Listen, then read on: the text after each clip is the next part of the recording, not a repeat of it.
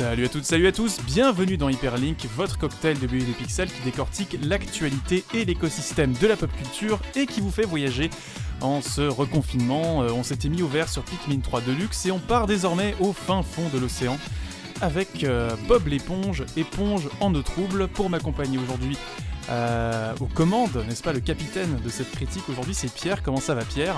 Salut, eh bien, une fois n'est pas coutume, reconfiné, mais en bonne santé, donc ça va très bien. Je t'ai vu venir à des kilomètres. Bah voilà, je peux pas te surprendre. Et à nos côtés, nous avons Océane. Comment ça va, Océane ? Eh ben, fin de semaine, vivement ça se termine, et en plus, je l'ai pas fini sur un bon film, donc je suis un peu deg. Rappelons que nous sommes le vendredi 13 aujourd'hui. Ouais, bah, tout pouvait arriver aujourd'hui. Hein. Tout peut arriver, il reste encore 3 ou 4 heures. Et on a Cédric, comment ça va ? Bah écoute, ça va, je suis un peu fatigué aussi de ce que j'ai vu, mais ça va.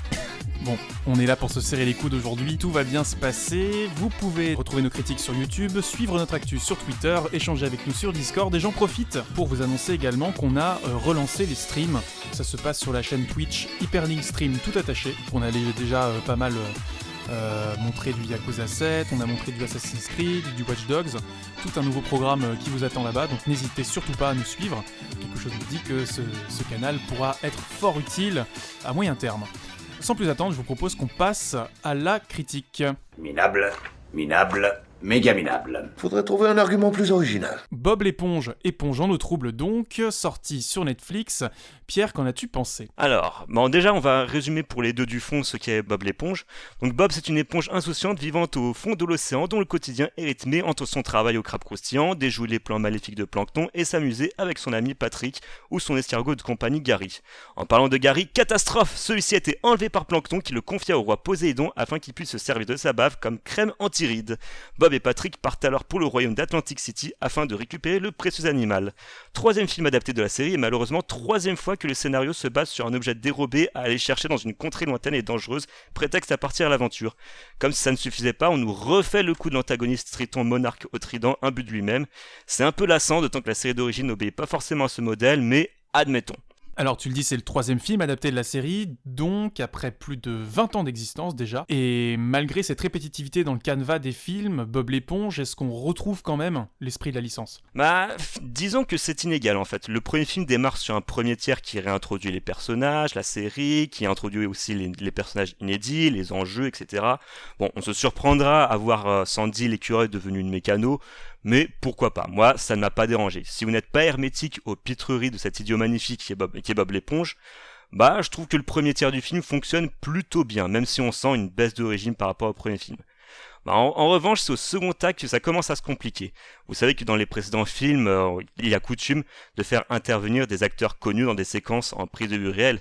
Je pense qu'avant ce film, aucun acteur au monde ne pouvait se vanter d'avoir joué le rôle d'une botte d'herbe sèche. Kenny Reeves, lui au moins, il le peut à présent. Malheureusement, ça s'inscrit dans un long segment du film qui sort un peu de nulle part et rétrospectivement inutile au reste, où s'enchaînent des caméos plus forcés les uns que les autres, le tout au service de gags médiocres qui, moi personnellement, m'ont rappelé les heures les plus sombres de Astérix aux Jeux Olympiques. Au moins, Snoop Dogg a pas eu grand chose à faire pour toucher son chèque. Il a juste arrivé, faire 2 pas de danse et tout, et hop, c'est parti, on continue.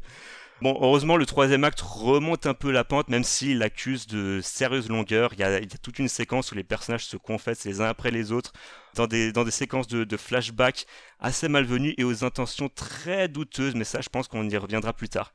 Tout ça finit par aboutir sur une conclusion rushée qui délivre une morale niaiseuse sur l'amitié sans l'impact ni le panache qu'on connaît de la série. Alors une fois n'est pas coutume, on parle à nouveau d'une série d'animation qui passe à la 3D, cette fois-ci sur tout le long métrage. Est-ce que la transition est réussie ? Déjà, on va rappeler que c'est pas exactement la première fois que Bob l'éponge passe à la 3D, c'est déjà le cas dans le précédent film, mais juste pour le segment final. Ici, ce troisième film va faire quelque chose de différent, c'est qu'il va faire tout en 3D, mais il va quand même garder une composition pensée en 2D proche de la série télévisée.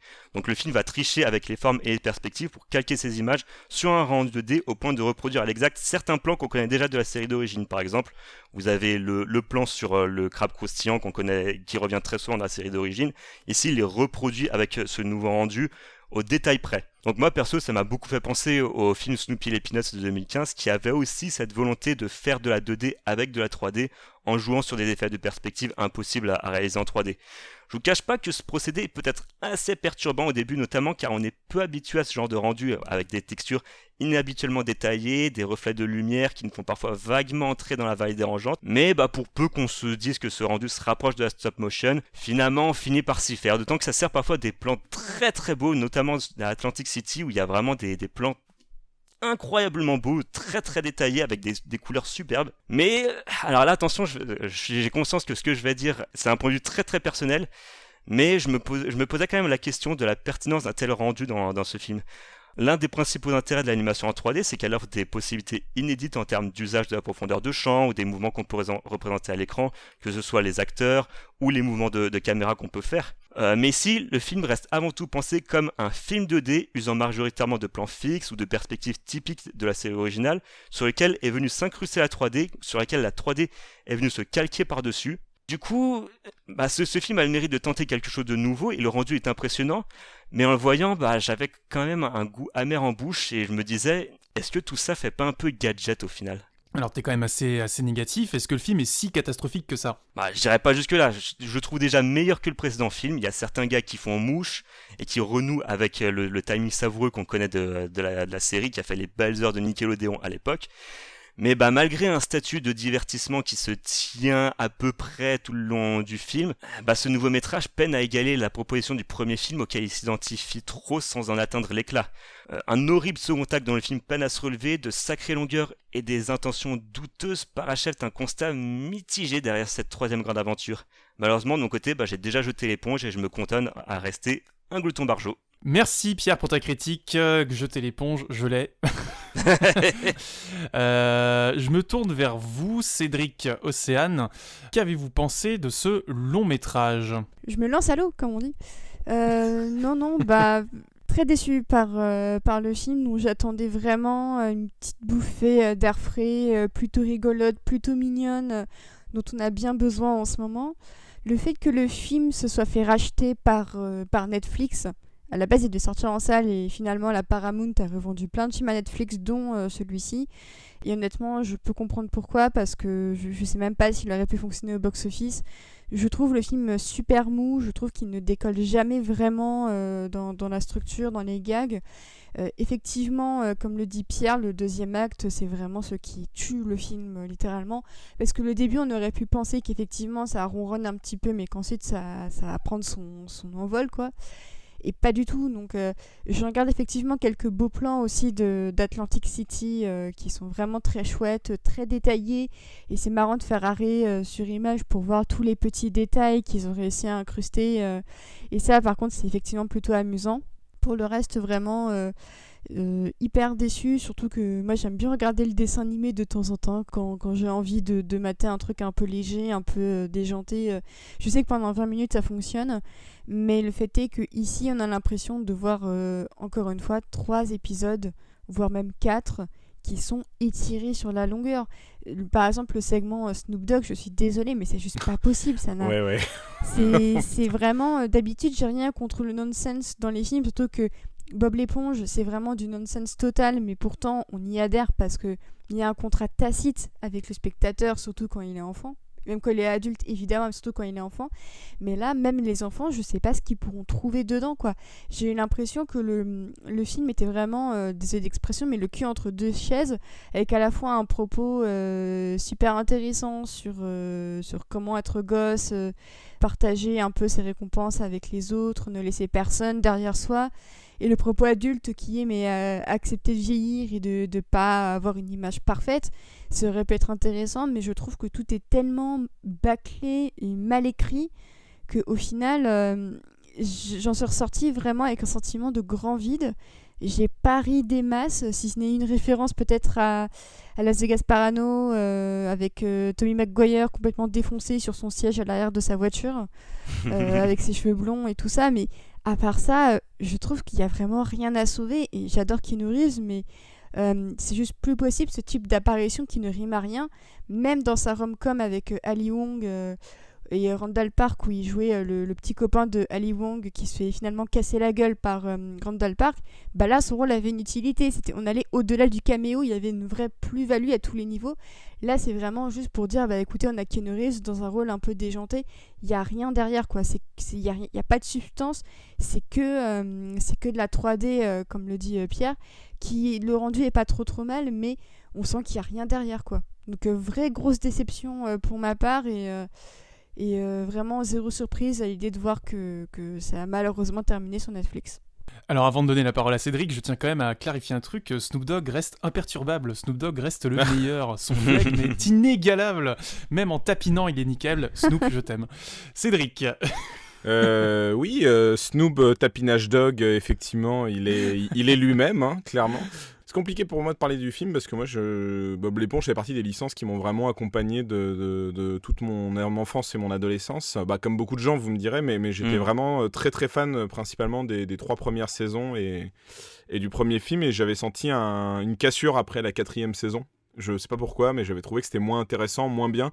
C'était souvent le cas des séries Nickelodeon. D'ailleurs, après le premier film, je trouvais que les séries étaient moins bien.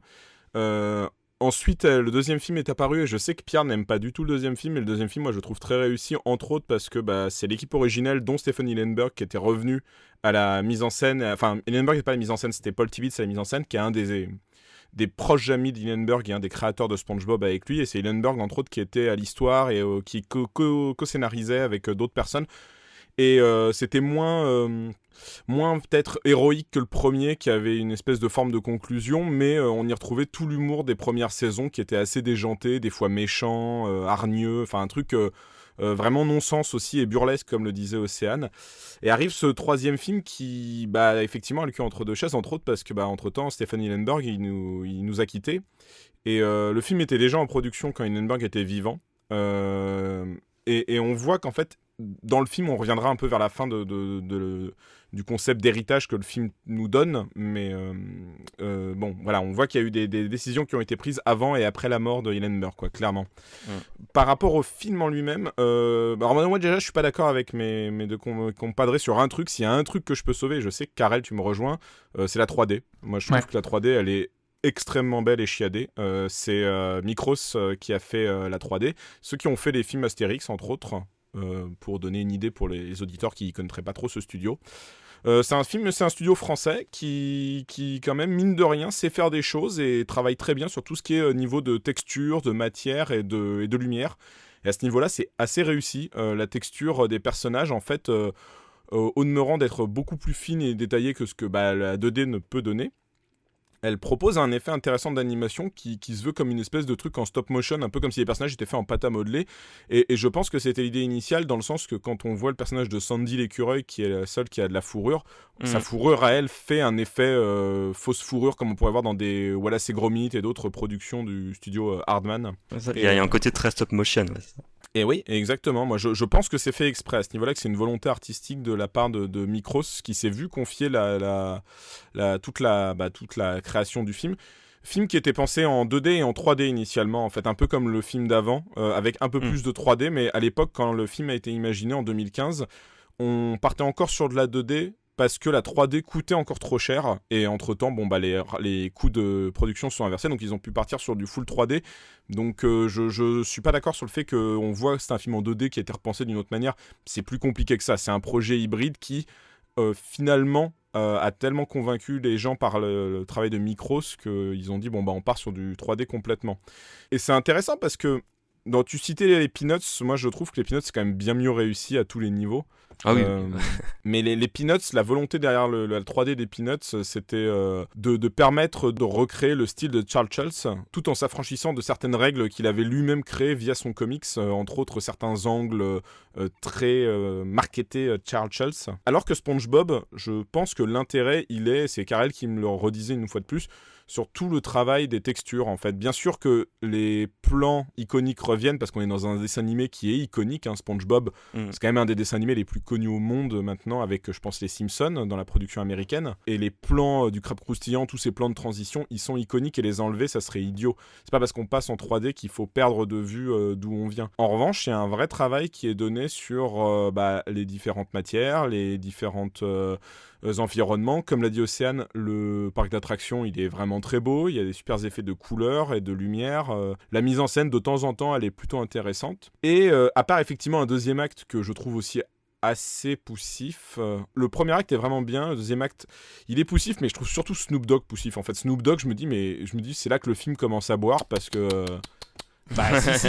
Malheureusement, Snoop Dogg, c'est un clip MTV, quoi. C'est un clip MTV où on a mis de temps en temps une image de Bob et Patrick qui regardent Snoop Dogg danser avec ses danseurs pirates zombies. Je sais pas trop quoi dire face à ça, quoi. Et pour moi, c'est le dernier acte qui vient achever tout ça, parce que le dernier acte, on va en parler dans quelques minutes, je pense, mais il est ultra poussif. Il est ultra commercialisé et en fait j'ai l'impression de revivre plus que Pierre disait Astérix et Jeux Olympiques pour la partie 2, moi la partie 3 ça m'a fait penser à Justice League, à Batman v Superman, et quand Bruce Wayne découvre toutes les infos avec bande-annonce comprise de tous les héros de la Justice League, je me suis dit mais qu'est-ce que c'est que ça, mais qu'est-ce qu'ils sont en train de faire. Ouais, justement, t'avais peut-être un mot à dire à ce sujet, Pierre. On spoil, là, attention, hein. Oui, attention, là on rentre en zone spoiler. Donc le troisième acte, je vous expliquais qu'il y avait des séquences de flashback qui en fait racontent un épisode de la vie de Bob l'éponge où tous les personnages de la série étaient enfants dans un camp de vacances. Donc ça raconte comment ils se sont rencontrés, etc. Ces scènes-là redconnent déjà pas mal d'éléments de la série animée. Bon, ça à la limite on s'en fout, mais c'est surtout que ces scènes-là viennent promouvoir en fait une série spin-off de Bob l'éponge destinée aux enfants. Donc une série preschool Bob l'éponge. Ce que Stephen Hillenburg, le créateur de la série, a toujours refusé de son vivant de faire. Donc ce qui fait qu'on y voit un côté un peu pervers du genre c'est bon, Stephen Hillenburg est décédé, maintenant on peut faire un peu ce qu'on veut, du coup lancer les projets qu'on n'a jamais pu faire avant. Ce qui fait que je vois ça un peu comme un crachat sur la tombe de Stephen Hillenburg, quoi.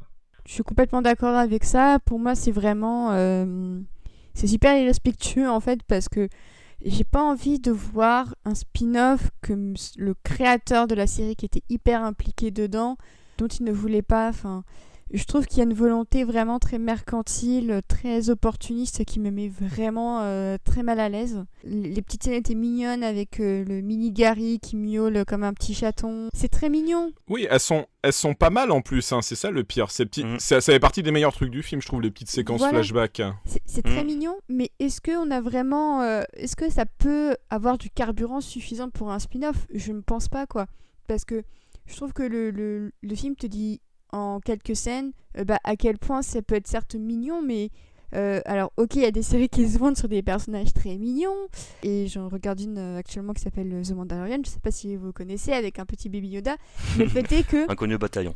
voilà, mais au-delà de l'aspect mignon et jeune, est-ce qu'il y a vraiment des gens, et je pose la question de manière très sincère et sans méchanceté ou quoi, mais est-ce qu'il y a vraiment des gens qui sont intéressés pour connaître la jeunesse de Bob l'éponge, là où même les enfants, ils adorent le Bob adulte, et nous, en tant qu'adultes, j'ai l'impression qu'on va revivre le syndrome de Monstre Academy, c'est-à-dire c'est très mignon de 2 minutes avec Mini Bob, son petit œil, sa petite dent, tout choupi qui veut rentrer à l'école des monstres, mais après, on s'en fiche, quoi. On s'en fiche on s'en fiche de leur cheminement, c'est juste comment ils sont arrivés là. On n'a pas forcément besoin de savoir tout le background et de qu'est-ce que faisait ce personnage quand il avait 27 ans à 15h30 un samedi. Alors moi je suis d'accord, mais en revanche tu peux pas comparer Monstre Academy avec le préquel de Bob l'éponge. J'ai osé le faire, Cédric, ça y est, j'ai osé le faire. Oh là là, c'est quand même un peu plus quali, hein, je trouve. Même s'il est pas incroyable, il est plus quali. Espérons du coup qu'il y aura au moins un bébé Snoop Dogg. En fait, moi je vois pas l'intérêt de faire surtout une série preschool Bob l'éponge, parce que la série de base s'adresse aux enfants, enfin s'adresse aussi aux adultes, mais englobe dans son audience les enfants.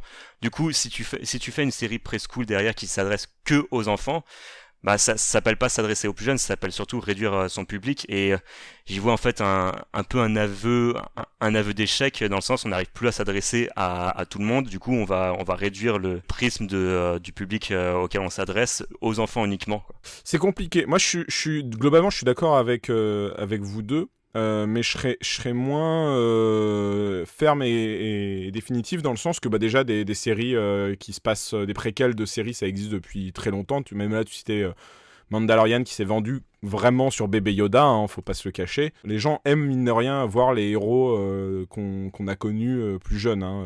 C'est pas pour autant que ça marche toujours, ça je suis d'accord avec vous, mais c'est une réalité. Il y a des gens, il y a un public pour ça. Ensuite, Nickelodeon, c'est pas la première fois qu'ils font ce genre de spin-off preschool, parce que par exemple, ils l'avaient fait avec les Razmoket, où il y avait une série qui s'appelait Angelica... Razbitume, je crois, non, Razbitume, c'est la suite, en fait. C'est une espèce de seconde série où ils sont adolescents, mais il y a une troisième série qui est pas du tout connue en France, qui est en fait les aventures d'Angelica et de sa copine à l'école maternelle, en fait. Et qui, elle, s'adresse pour le coup vraiment plutôt aux jeunes enfants. Et l'intérêt, je pense, il est que Bob l'éponge, mine de rien, c'est pas complètement safe. Ça fait depuis 20 ans que le personnage, il diffuse entre autres une imagerie... homosexuel, sur plein d'idées que des fois le public américain un peu prude et chaste ne veut pas voir dans son foyer. Une espèce de préquel de Bob l'éponge enfant en petit boy scout. En soi, c'est quand même beaucoup plus safe que la série principale. Donc je peux vraiment comprendre l'intérêt mercantile et capitaliste derrière. En revanche, je suis absolument effectivement assez outré par cette idée, mais elle est pas si déconnante que ça, dans le sens que faut savoir que la Viacom, donc la société qui possède Nickelodeon, elle s'était fait racheter il y a maintenant... Enfin, pas racheter, en gros, il y a 2 ans environ, il y a eu un nouveau président qui est arrivé, qui s'appelle Brian Robin, qui est arrivé donc à peu près au moment de la mort de Stephen Hillenburg. Et lui, il a clairement dit que ce qui l'a toujours embêté dans le personnage de Bob l'éponge, c'est que le personnage n'évoluait pas, et qu'il restait plus ou moins toujours le même, et donc qu'on ne pouvait pas faire de nouvelles choses avec lui. Et il a comparé Bob l'éponge au MCU en disant que clairement, il y avait un potentiel à développer tout un univers.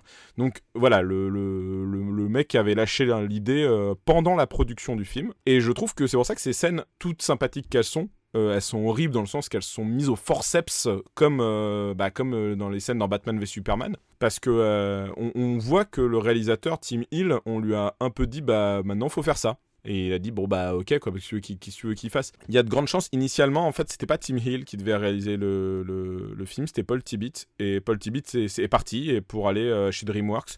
On sait pas les raisons exactes officiellement en tout cas de pourquoi il est parti. Il a posté quelques tweets qui laissent penser que ça s'est très mal passé le moment de partir. Si on refait la chronologie de Bob l'éponge après le premier film en fait avait une espèce de conclusion. Et en fait, dans la tête d'Hillenburg, il avait fini avec Bob l'éponge, il en avait fait le tour et il avait pas besoin de continuer à Bob l'éponge. Mais c'était tellement une vache à lait pour Nickelodeon qu'ils ont dit non, faut continuer. Et donc ça a continué avec tout plein de saisons qui continuent encore, d'ailleurs, la série n'est pas finie. Hillenburg a été mis à un rôle de consultant exécutif, Tibbitt a été mis à un rôle de showrunner mi-producteur, et en gros les mecs ont été un peu mis au placard, ils avaient pu ressortir pour le 2e film. Pour l'idée du 3e film, on est pareil, on s'était dit tiens on va les reprendre, et finalement les nouvelles productions, les nouveaux présidents, la mort de Hillenburg, ça a fait un peu tout mis dans la vase. Et Tim Hill, je peux pas croire que un mec qui était ami avec Hillenburg depuis plus de 30 ans, il ait fait exprès ce film-là par pur intérêt commercial. Surtout que le mec vient de faire un film aux États-Unis avec Robert De Niro, donc je pense pas qu'il soit non plus à la masse, mais moi j'y vois de sa part à lui une manière un peu de protéger une dernière fois la création de son ami en disant maintenant que c'est aux mains des chacals, autant un peu tenir, que quelqu'un tienne un peu le gouvernail une dernière fois du mieux qu'il peut. Et on ressent, je trouve, ce que disait Océane, on dirait que le film, il sait pas sur quel pied danser. Et je trouve, je sais pas vous, moi, ça se ressent vraiment. Ça se ressent que de temps en temps, il y a un petit niveau quali, et de temps en temps, c'est vraiment nul. Et je me dis, ça a dû être compliqué à réaliser, ce film-là. Et d'ailleurs, on voit Tim Hill, il n'en parle pas trop de ce film. En tout cas, j'ai pas trouvé d'interview extrêmement complète ou probante. Il préfère parler de son nouveau film, The War with Grandpa, je crois, avec donc Robert De Niro.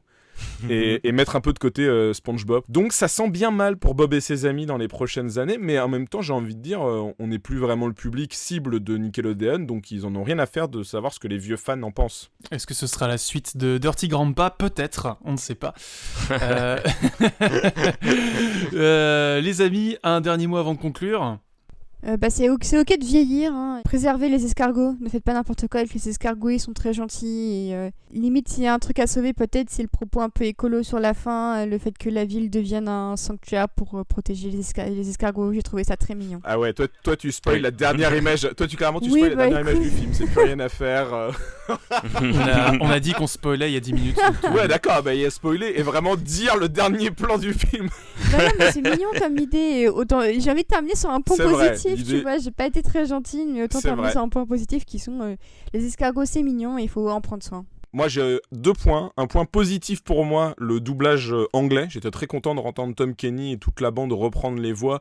Et mention spéciale, c'est au petit doubleur de SpongeBob, parce qu'ils ont trouvé un gamin qui arrive à faire le même rire que Tom Kenny. Donc je trouve ça extrêmement hilarant, personnellement. Moi qui suis très fan du rire anglais de SpongeBob. En revanche, le point très négatif, on finit l'hommage à Stephen Hillenburg, donc à la fin il y a une très belle image, un des premiers croquis de SpongeBob fait par Hillenburg, et on entend de manière un peu jolie le thème, et là on entend qu'il boucle, il boucle, et là ça devient un truc de rap R&B, je vais, non, vous pouvez pas faire ça, vous pouvez pas cracher sur sa tombe, vous pouvez pas cracher sur sa mémoire dès la dernière goutte du film. Donc voilà, cette chanson m'a hanté pendant au moins 2 jours, je me suis dit mais comment ils ont pu faire ça. Et donc ça c'était bien naze, hein. Je me l'étais fait spoiler par, je crois, les playlists de cet été, si je dis pas de bêtises. Et du coup, Pierre, pour terminer ? Moi, j'ai pas grand chose à rajouter si ce n'est je suis un glouton barjo, ouais. T'es un glouton barjo, ouais. On est des gloutons barjo, ouais. Tout glouton barjo, ouais. Je crois qu'effectivement, c'est le commandement du jour, je crois que c'est nécessaire. Merci à vous 3 pour cette critique. Bob l'éponge, éponge en eau trouble. Voilà, on vous le recommande pas forcément, mais si vous êtes friand d'animation et qui plus est de parti pris techniques relativement tranchés, ça vaut peut-être le coup d'œil. Vous pouvez retrouver le reste de nos critiques sur YouTube, suivre notre actu sur Twitter, échanger avec nous sur Discord, avez-vous apprécié le film ou non ? N'hésitez pas à nous le faire savoir. On a relancé les streams, Hyperlink Stream tout attaché, et on vous attend nombreux. À très bientôt. À plus.